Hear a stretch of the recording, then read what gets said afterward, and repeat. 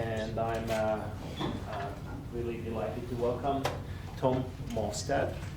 I hope that was a better translation. I've tried to practice his name. Before he starts his talk, I would like to shortly introduce him. Just a little story again. We met Tom at one of the field sites down at the Warm Springs area with Amy Secretary. They showed me some of their great work along the Clark Fork, and this is how we got kind of connected. And ever since, I wanted to get him as our speaker, and I was really happy when last fall, or it's maybe early this year, he accepted my invitation.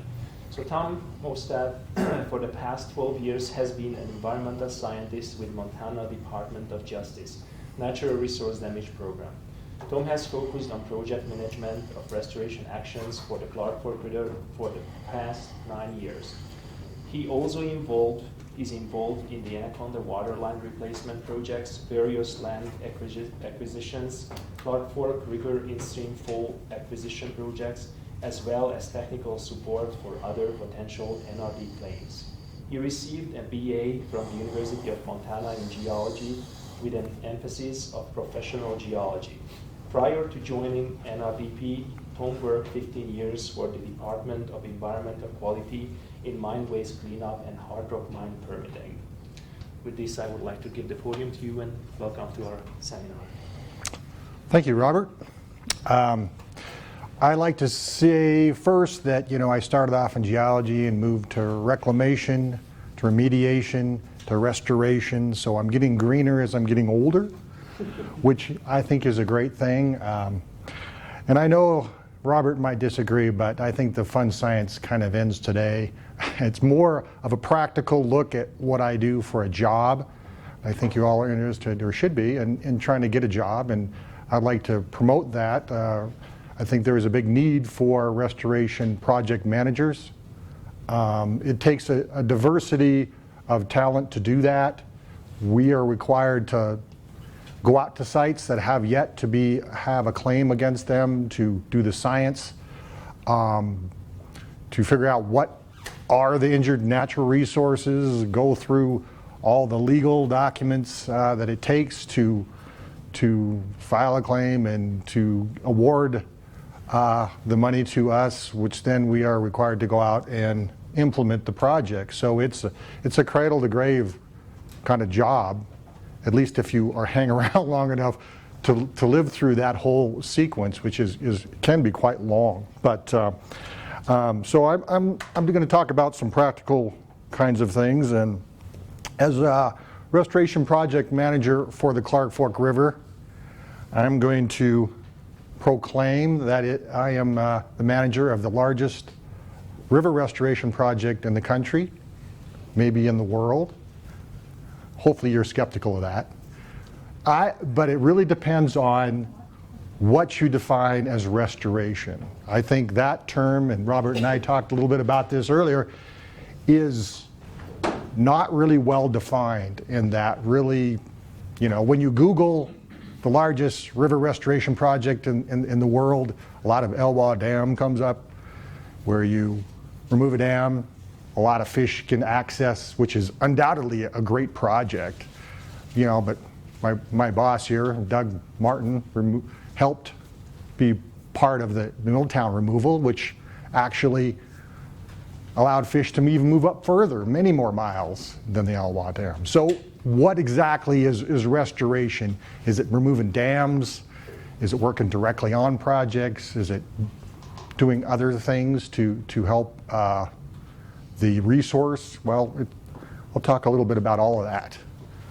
So I'm going to basically pick it up where I picked up the Clark Fork River, which was at the time of the settlement, where we had gone through basically 20 years worth of restoration plans, a record of decisions,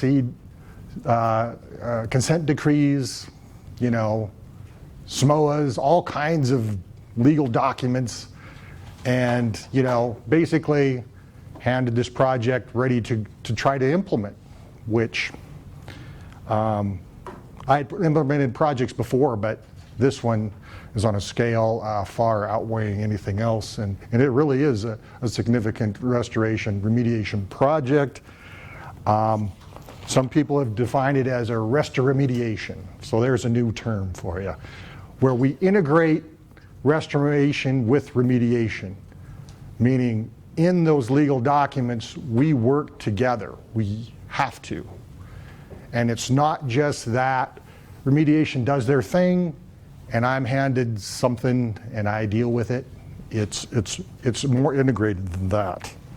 The Clark Fork River Operable Unit is part of the Milltown Reservoir Clark Fork Unit Superfund site that runs from Warm Springs Creek down to Milltown.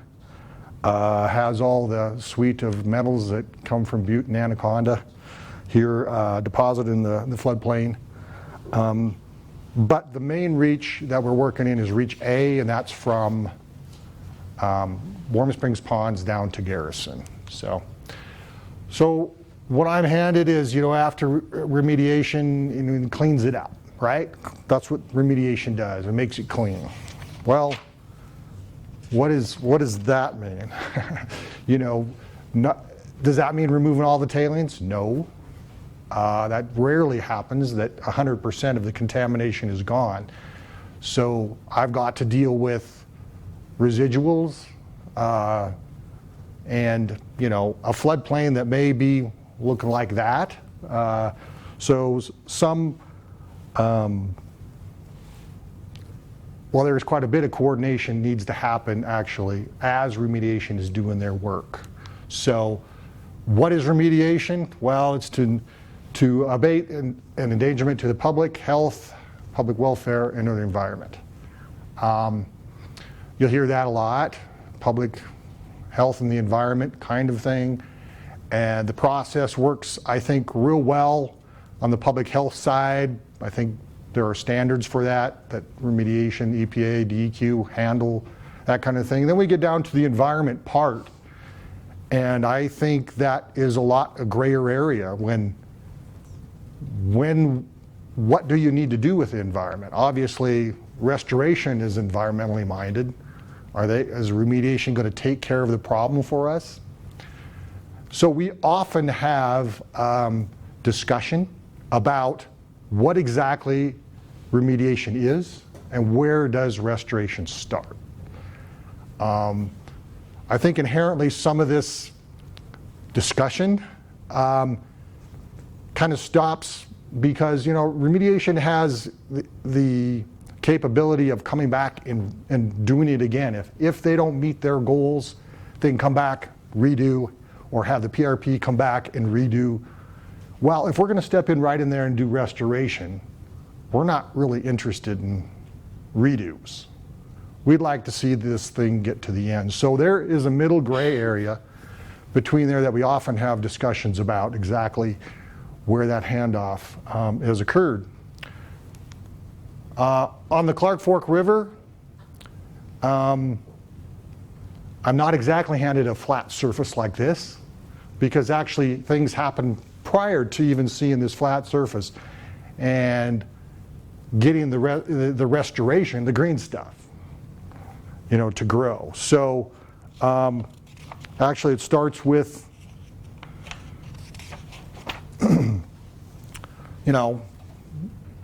more what is restoration. We talk about what remediation is, so we've got to talk about what is restoration. Here's two shots from the Clark Fork River. Anybody have an idea what's restoration and what's not here? Boy, Bueller. I've always wanted to do that. Okay, it's a trick question. The one on the left is a point bar on the Clark Fork River. And when we construct those, they are pretty much done. They are pretty much restored. They act as they are supposed to. You see this after year one, we have this deposition of fine sediment on a point bar.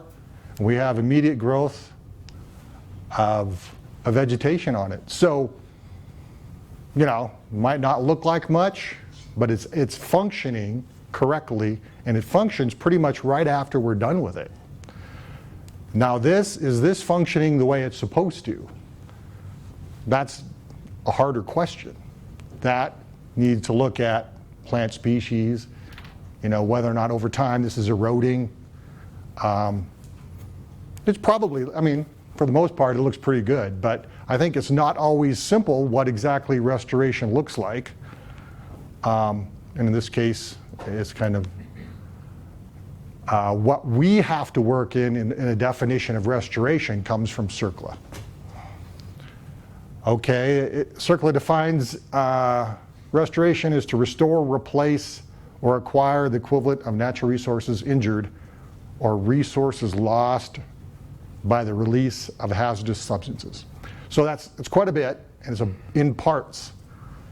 Always when you have the root of the word in this definition, I think we've got to think of other words, because as I'm trying to get across is restoration is a big term used in a lot of different places, and honestly I'm not sure that we all agree on what it is, but it's defined in CERCLA for us.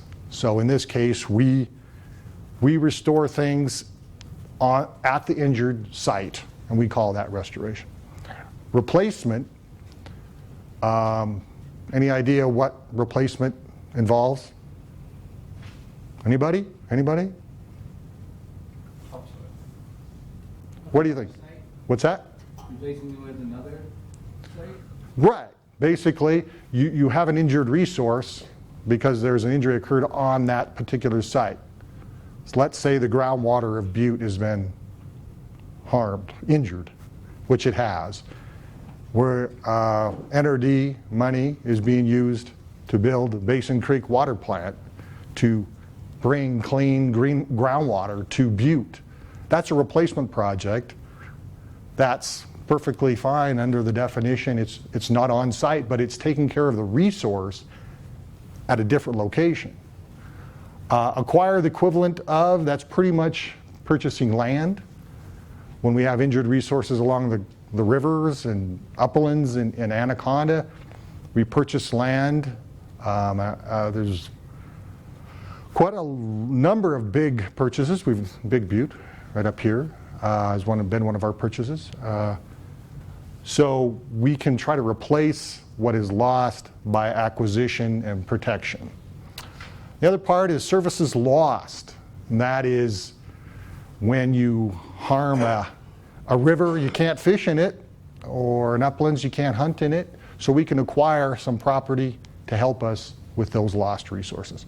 Those are some of the ways we can have fishing access sites too. So restoration for us is quite wide-ranging. It's not the ecologic restoration that a lot of scientists deal with, but instead it deals with the resource itself and what's the best way we can try to replace those or restore those. As project manager, we can hire consultants and all these kind of things, but I've got to stay current on the science. I've got to know who to hire or who to talk to or what kind of things I need to do to cover the real nitty-gritty of science, but I've got to know a lot of things, honestly, and I'm learning them all the time. I've got to keep current. Restoration is an incredibly fast-moving science, which makes it exciting, but it's also hard to stay on top of. So you got to know your science. You got to know your stakeholders.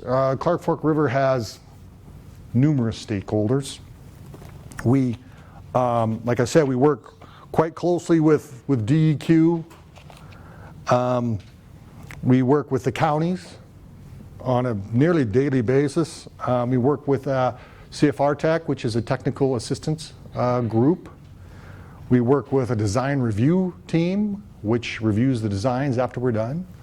We work with, obviously, the wildlife managers of the area. Very key for us. We work with some universities to do studies with us. So There's quite a big team, big group of stakeholders. And I think the success we've had on the Clark Fork River has been a lot attributable to the restoration team we have. The ROD, Record of Decision, mandates that we have a geomorphologist on our team. But we also have, various engineers. And the core group, they understand the process by which we can do the cleanup. As I said before, when we're handed a project, we start thinking about restoration and remediation at the same time. Restoration is not an afterthought. It's not, okay, restoration did their thing, now we're going to come in and do ours. Instead, we're looking to grow woody plants on the Clark Fork River, so we've got to know what elevation is going to grow those plants, where our wetlands need to be in the grading plan, not afterwards, not when the engineer's already built whatever he thinks should be there. So it starts at the ground and builds its way up. So we supply a part of the funding for engineers to look at restoration and remediation at the same time. And I think that is really paying off. We're seeing some good results out there, and a restoration team is a big reason for that. We got to know the landowners. Restoration is not mandatory. If someone said they didn't want it, we'd have to go away. Remediation pretty much can do their thing. And we've had landowners out there who said they didn't want anything to do with us. Then they get in the middle of the project and they think, gee, this ain't, what if I had this? What if I had a habitat bank that we could try here? So we approached them to do it. They said, fine, that would be good. So often they can and do are involved in this, but they all want something different. And anybody who knows landowners, and I've heard this recently, is, well, I work with landowners, I can do that. And it's like, you got to know the individual you're working with. And I can say that you need to tell them the truth. You need to tell them what you don't know.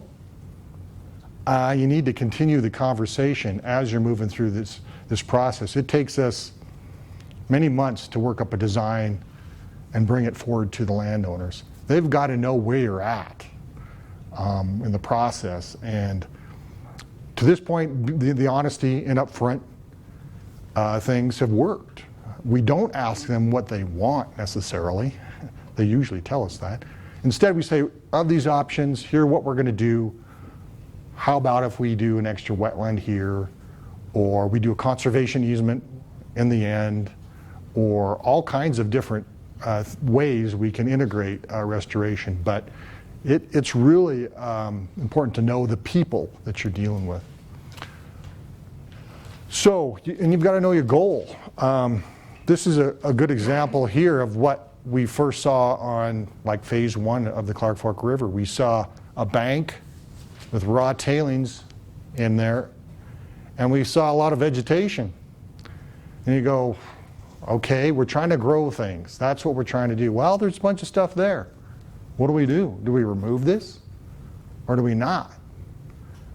And so we got several different plant ecologists and plant biologists, and we walked through this area and they said, is this worth saving? And they said, nope, it's not. It's this deposition of tailings through here raised the floodplain. These willows are, and probably were there at the time of the flood in 1908. So, and they simply grew through, and so they are not really seeding themselves. Most of these you walk through here are dead. So they look like there's a lot there, but really there's not a lot there. It wasn't worth keeping. The goal of the project wasn't going to be obtained if we left a lot of these tailings in place. So for the most part, we're removing a lot of that. The other part of that is we went through a rod, and what it defined as the contamination was kind of a thin bed of tailings and some buried soils in here and that. Okay, we wrote all the plans, had all the budgets for this. We go out there and do a bunch of more sampling, and this is what we have. Tailings thicknesses that were not 2.5 feet, but in some places 8 feet. 6, 8 feet. I mean, that affects restoration, remediation, budgets, plans, the whole thing. It would have been a lot better if we could have gone up and down the river and actually sampled the entire thing before we got started, but it didn't happen that way. So we're stuck with what we got. We have a settlement, and we're trying to move forward and doing what we can. So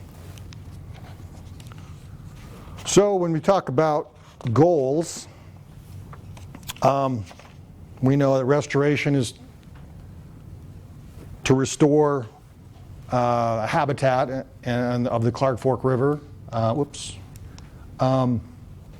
But we've got bridges, got houses. Can't really restore that stuff. We can't take out this bridge. It was actually built 1 year before we started the project.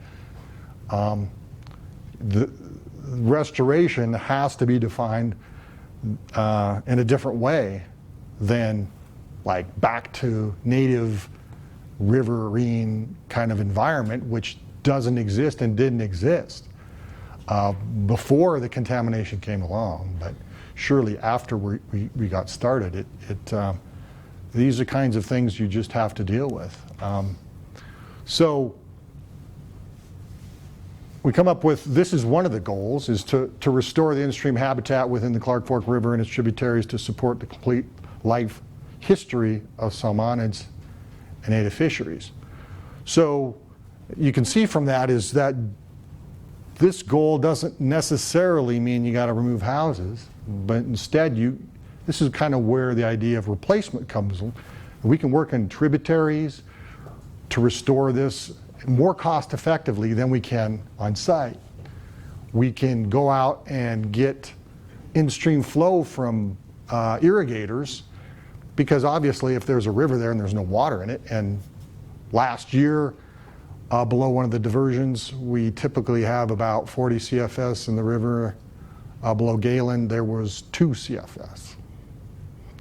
So obviously all this restoration and remediation work isn't going to do our fishery any good unless we address the in-stream flow portion of that. So but you need objectives to work towards your goals. That's kind of obvious. We all know this. I just see a lot of projects that kind of get off track doing that. So the other part of my job is, and it's a different part. Construction is completely different than a lot of other things, and there's a lot of people who are good at construction and not as good in science and people. Unfortunately, I've got to try to do a number of these things together. But you've got to know construction, you got to know these people and the yellow machines and what they like and want and will try to get away with, honestly. And you've got to know the cleanup process. If you're asking for a great, this is called a double vegetated soil lift, stream bank. We take, here's the Clark Fork River, you dig back in contamination. This is all still contaminated tailings here, but you go in here and you lay out burlap-like material. You put soil and a coir log in the front of it, and you get these people out there to peg in some wood and put in willows in between those. And when you're done, it looks like this. And then behind that, you put in a lot of large plants. And voila, you go from this year 1 to this year 2, and you're done, right? No, no. Restoration isn't just looking like that. We're looking at function. But there's also, DEQ has a lot of design, data quality objectives or objectives that they've got to try to meet. One of the ones that was in the original ROD was 100% canopy cover is required. And that is not really reasonable. That isn't really what nature gives us all the time and everywhere. In fact, most never. So some of these things that you're handed, you sort of have to deal with. So this isn't necessarily restored, but we're well on the way and in a short amount of time to get in some restoration. But you got to realize that restoration is a process, and we don't really restore anything. We kind of put a bunch of stuff in the ground, and sometimes this is a T10 willow that we planted, that this deer footprint right here pulled it up as soon as we put it in. Couldn't have been a week after we were done. So just putting plants in the ground doesn't restore it. We end up putting these wildlife protectors on a lot of plants. And I made the mistake several years ago of making a negative comment towards beavers at a conference. And I had a lot of people, well, several people jump me on that one. They still, every once in a while, they'll bring that up.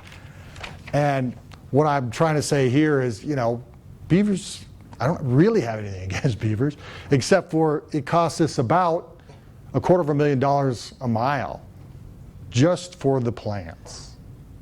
So getting beavers in here to cut this stuff up and carry it off is not really what we're shooting for. And on phase 2, there was, we got a call one day from the excavator operator who was building those vegetated soil lifts.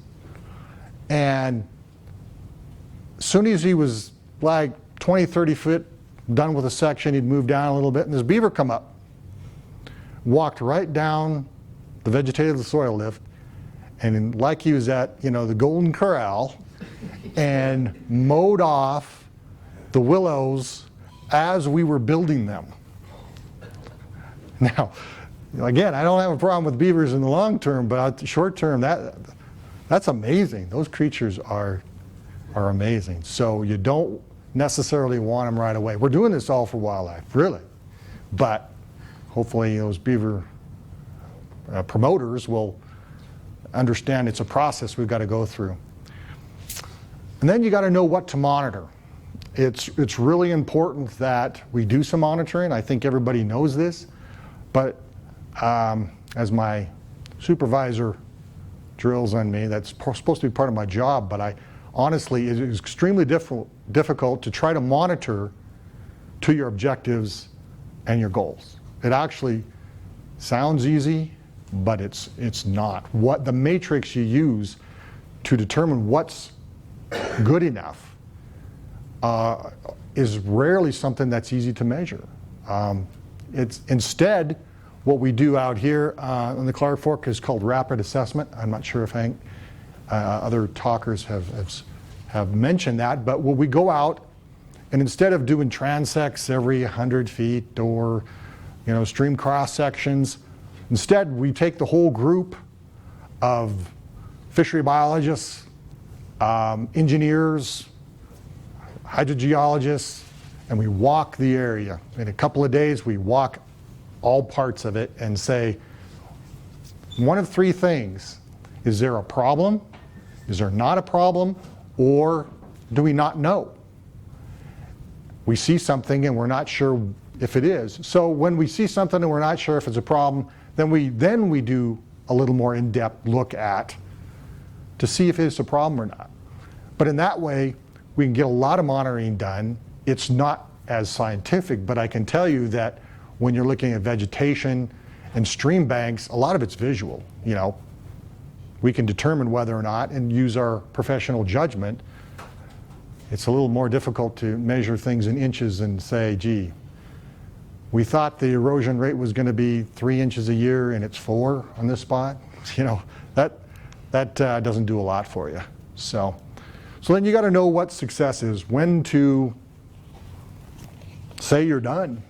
You know, on the right is a willow stand, mature willow stand.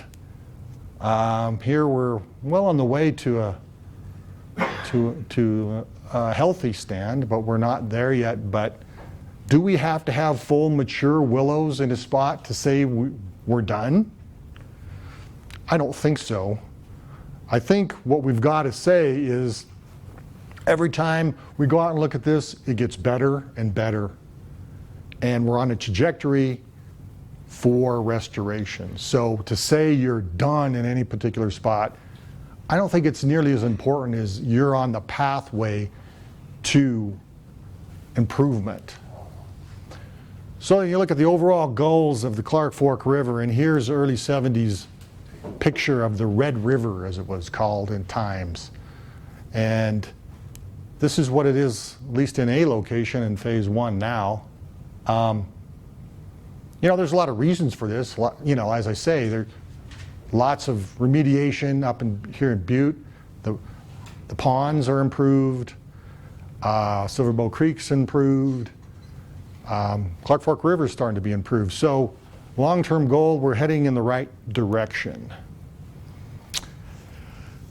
Now I'll kind of jump around a little bit to things that you've got to know really what not to do. Here is a stream bank design. There's a coir lag, which is, you know, kind of a wood fiber wrapped in netting, wood or cellulose netting. And then you have a chain link fence wrapped around a bunch of cobbles. This is somebody's idea of a stream bank. Well, first thing is, short term, yeah, it'll hold the bank there. Long term, what does it do? It doesn't function correctly.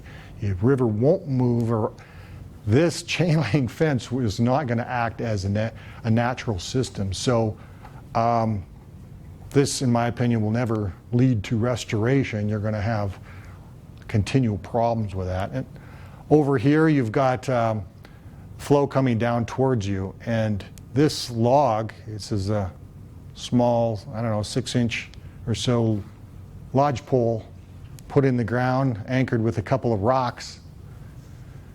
And I guess it was supposed to be a log vein, if you're familiar with Roskin's log vein structures that he's built. But it's pointing the wrong direction. It should be pointing upstream, and it should be used to divert water away from this bank, which it doesn't do that either. So I walked out there with the restoration engineer and I said, what does this do? What does this function? And we had a half-hour conversation and he couldn't tell me. He couldn't tell me how to monitor this, whether it was functioning correctly or actually what purpose it was. So, and this is, I don't know, 2010? It wasn't like a long time ago. So unfortunately, we're not all on the same page on what restoration functions need to be obtained. Here's a couple of more stream bank designs that I would call fails. You have a large cobble, much larger than you see in the stream, and again a coir log, I guess, to help with erosion. This will not function as a stream bank. Large flood eventually will take care of it. This is what I would call the Stonehenge of stream banks. These rocks are the size of these tables. And here's a coir log kind of draped over the top of them. Pretty awful. That's really not what we're about.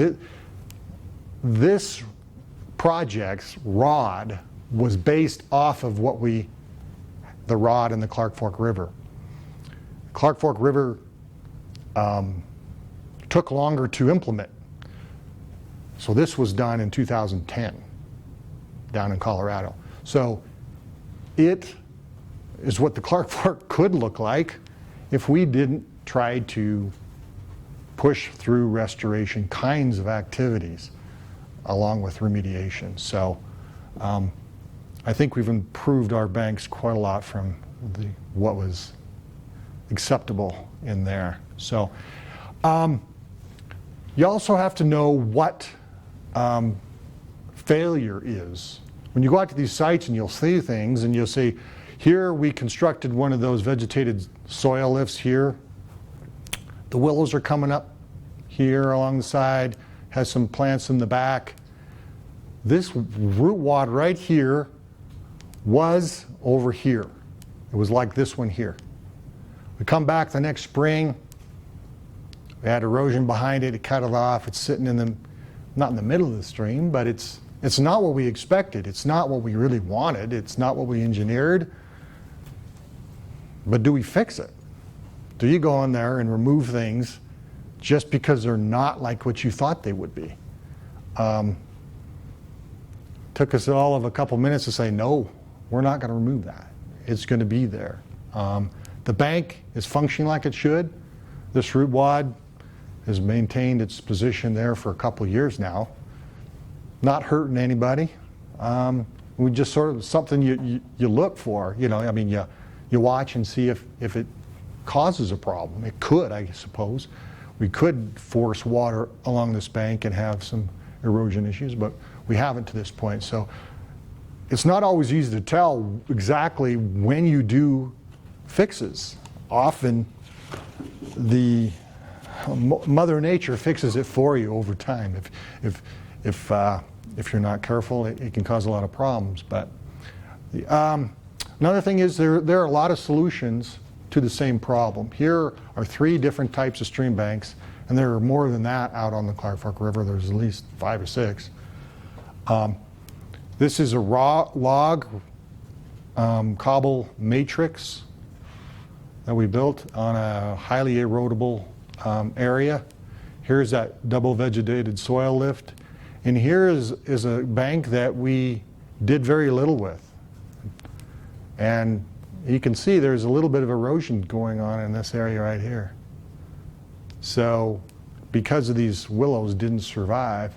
So again, this is a place where we watch, but we have decided not to try to fix. One of the good things is we've removed a lot of the tailings from the floodplain and the avulsion pathways.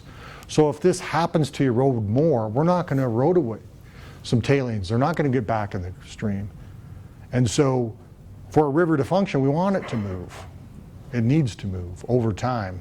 Of course, we don't want it to happen too quickly. It's like the beavers. It's in its own time.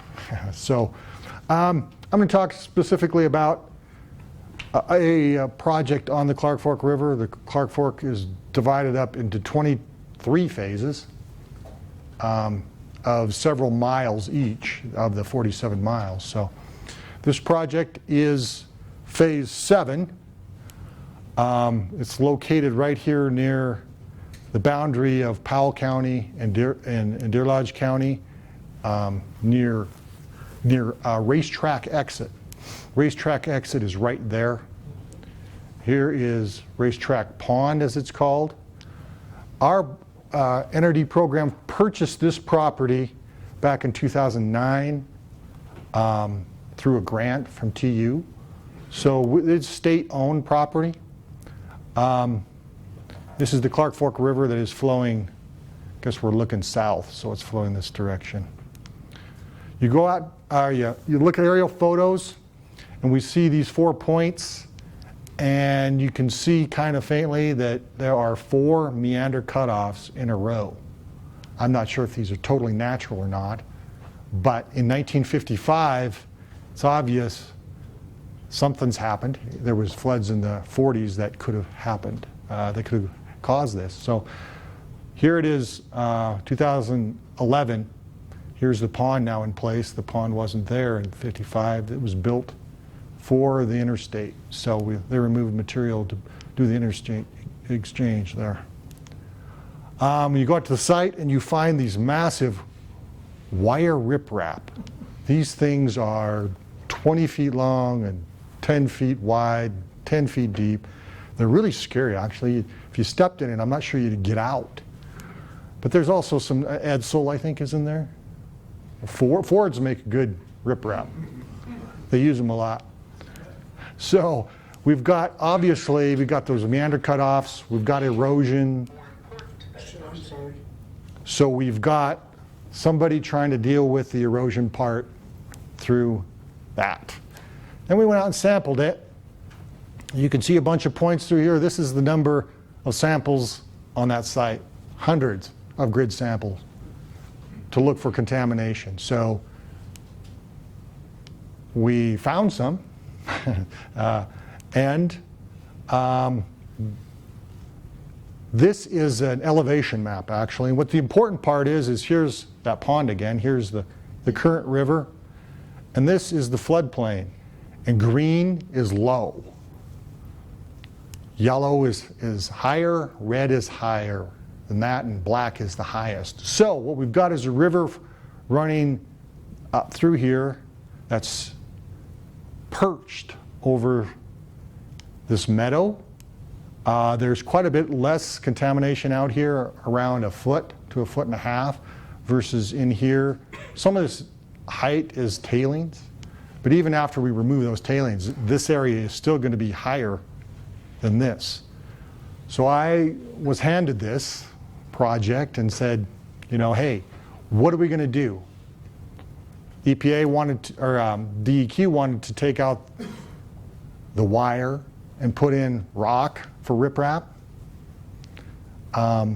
So I sent the team to their back to their corner to come up with some solutions for me and add the cost to it. So what they came up with was, here's the current channel is in purple. Here is a design for a new channel, 5,000 foot channel, 1,000 more feet than the purple one, down through the low part of the meadow to try to solve a number of problems at the same time, meaning we don't have to riprap the pond, all those meander cutoffs, we can lengthen the thing back out there. And in here it shows the fact that when you cut off meanders, you make a river a lot steeper, which is just because it's the same distance, or the same crowflies distance, but losing a lot of, gaining a lot of grade through this. So that is what's going on right now. To do that, we have two different engineers, a geomorphologist, fish biologist, plant ecologist, all working together to look at moving the river. Right now, we've done with the preliminary design for that, and it's now going to a peer review. So another engineer is going to look at this and give us their idea if this is a good idea. So it's nothing that we come upon without knowing our risk. This is a photo of 2011. We had a real high flow and in the Clark Fork here. So if we get this, you got to look at, well, if we don't move it, what's going to happen? It's likely going to avulse. It's likely to find that low path. So it's risky to do this, but it's risky not to do it. So we've got to weigh those and look at the cost to do this. And plus, we think there is some real good cost savings with moving the river and then being able to clean up the material in the dry. So we're getting down here towards the end. Here's a video I'd like to I don't know if I can get on here and do this or not. Wasn't sure I was going to get to this, but okay, it's really great to know somebody who has a drone, because this is a great shot. This is Modesty Creek, and this channel here we put in through a field that this channel didn't exist here a couple of years ago. we moved it. It was off to the side over here. And we put it through the low point of this field, similar to what we do on a much larger scale. And if you see in here, you see these gravel bars that we put in. They're actually grade control through these sections. There's about 9 of them that go through this field. And this is an E-type channel, so we're not looking at a lot of, or need to have a lot of willows. This is pretty much native sedges, rushes that will and should fill in near the channel here pretty well. You can see a little trace of the old channel over on this side. As we move down through this, this is just an access road that's revegetated now. But then we had to cross the old railroad grade and go through where there's fiber optics. And if you ever have to know about fiber optics, not very fun. So you can see in here the plan form changes a lot. We got to lose a lot of grade. We have a lot of containerized plants on the insides and outsides. These banks in here are actually sod mats that we've placed from the old channel into the new channel.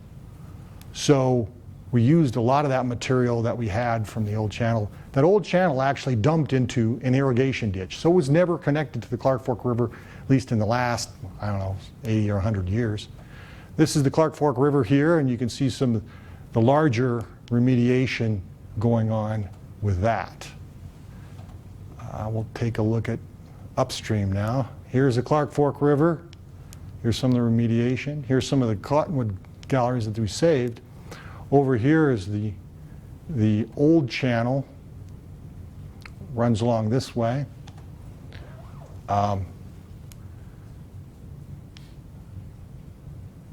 We'll move back up the stream here a little bit. Anyway, this channel went down here and dumped into the irrigation ditch. We finished this in October a year and a half ago. Actually, in September a year and a half ago. I was out here with Fish, Wildlife, and Parks biologist, and on one of those gravel bars that we put into as grade control, 2 nice 16, 18-inch brown trout with red, 1 month after we're done.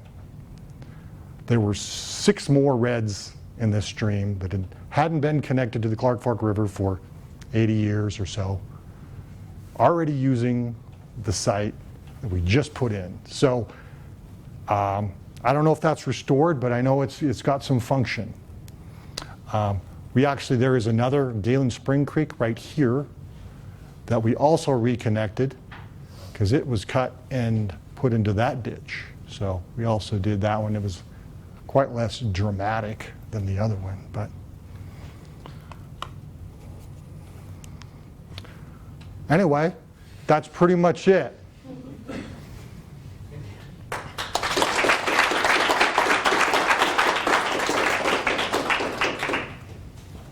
So any questions? I would like to ask you, you mentioned that it's really important to planning the restoration part of the project early on as you started. What if there is a project that was not kind of planned that way, but they did something and restoration of the area was not planned? What would you do as a project manager if it didn't start out? That's the part you need to be creative. You need to do what you need to do. And like I said, there isn't a lot of the restoration and remediation integration projects. We'd like to have them all done that way, but that isn't the way it always works. So, it's hard to say. It depends on the restoration that you'd like to do, but you do have to be creative. Yep. Yes? I know that every restoration project is different, but in average, what bring more troubles for you in restoration projects? I mean, statistically, I know the beavers are one problem, but yeah. What else? I mean, the most problem in restoration projects. That's a good question. What's the most problems you have? I would say more than anything else, it's probably people. The variety of different needs, wants, people can really cause a lot of problems for you if they don't like what you're doing. So you do have to work on coordinating with people. I think that's actually I would say, can be some game changers if you get the wrong people against you. So, yep. Yeah. So it's looking like we're gonna have a pretty decent water year this year. Does Yeah. that make you happy generally for the veg and stuff like that, or does it keep you up at night? It's great until you start to see the water coming up really high. We all, the first year in phase 1, we got a perfect kind of a 2-year flow, a little out of bank. We discovered that we had an issue.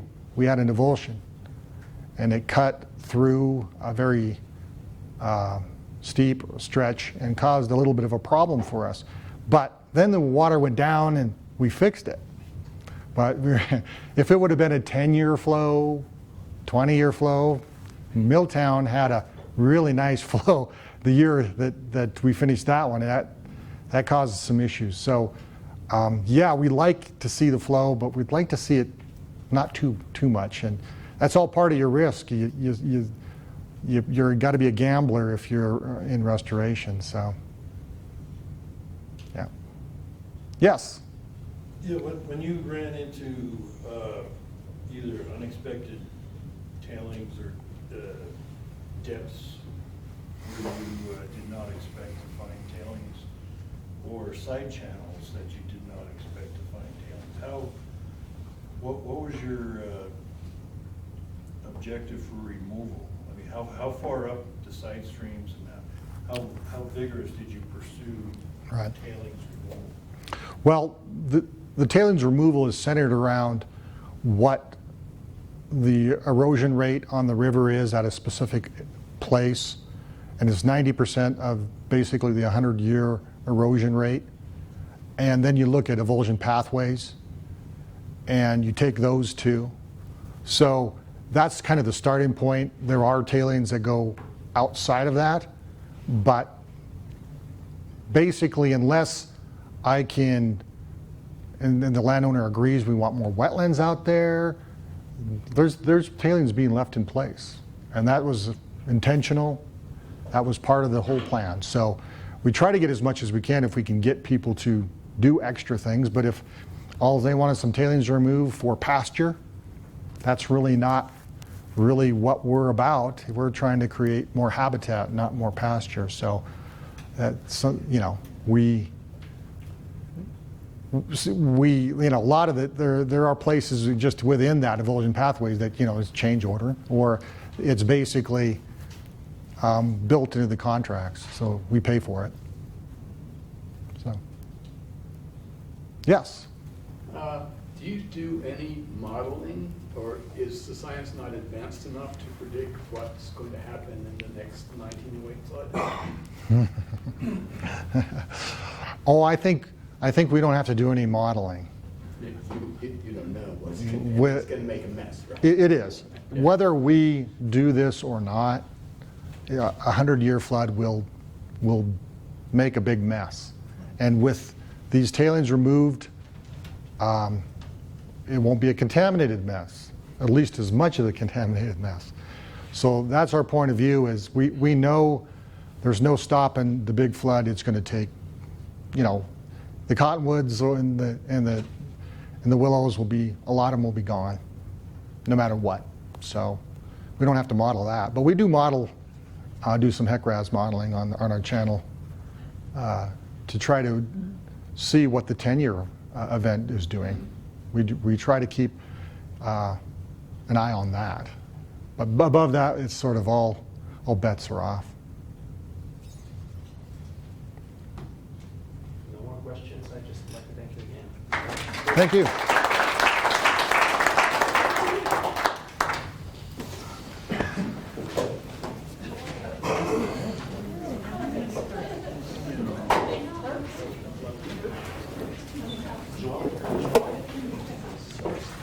I saw you sleeping, Doug. Did you?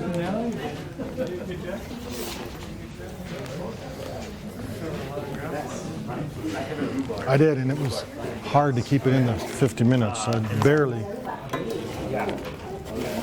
kept it there. I gotta get. Thank you.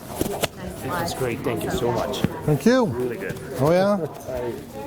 Enjoy it totally. Hopefully, Coming for everybody. hopefully everybody liked it. I'm sure. It was a good crowd. So it's, I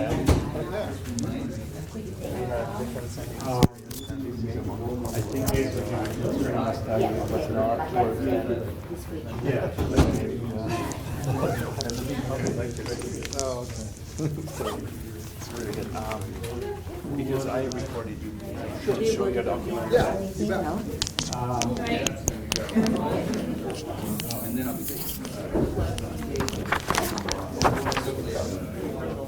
Do you have a pen by any chance? Oh, you need to. So if you can do that, I will sign. Yes, I think, oh, yes. And there is one here to me on you need to take that.